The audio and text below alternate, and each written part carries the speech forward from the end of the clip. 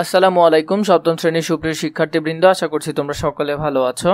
আজকে শুরু করব তোমাদের জীবন ও জীবিকা বইয়ের 123 এবং 124 নম্বর পৃষ্ঠা থেকে দোনোটি ছক আমরা পূরণ করব।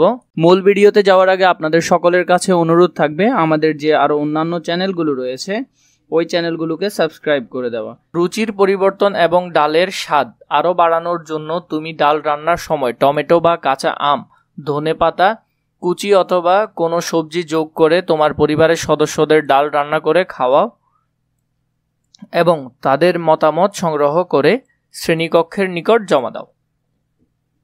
পরিবারের সদস্য সংখ্যা খুব ভালো হয়েছে, ভালো চলনসই। প্রথমে দেখো, মা বলেছে খুব ভালো, বাবাও বলেছে খুব ভালো, ভাই বলেছে ভালো শুধু, বোন বলেছে চলনসই, দাদা বলেছে ভালো খুব ভালো, দাদা বলেছে খুব ভালো, দাদি বলেছে ভালো, অন্য কোনো সদস্য বলেছে তাও ভালো। এর পরবর্তীতে দেখো, কাজটি করতে গিয়ে আমার অনুভূতি, ভালো লাগা মন্দ লাগা, কাজটি করতে গিয়ে আঘাত পাওয়া কিংবা কোনো বাধার সম্মুখীন হওয়া এবং নতুন কি শিখছি তা এখানে লেখা। ডাল রান্না করতে আমার খুব ভালো লেগেছে। কোন কোন উপাদান কি পরিমাণ দিতে হবে এটি নিয়ে আমি সিদ্ধান্তহীনতায় ছিলাম। আমার মায়ের কাছ থেকে পরিমাণগুলো জেনে নিয়েছিলাম। ডাল কিভাবে আরো বেশি সুস্বাদু ও মজাদার করা যায় সে বিষয়েও নতুন নতুন ধারণা পেয়েছি।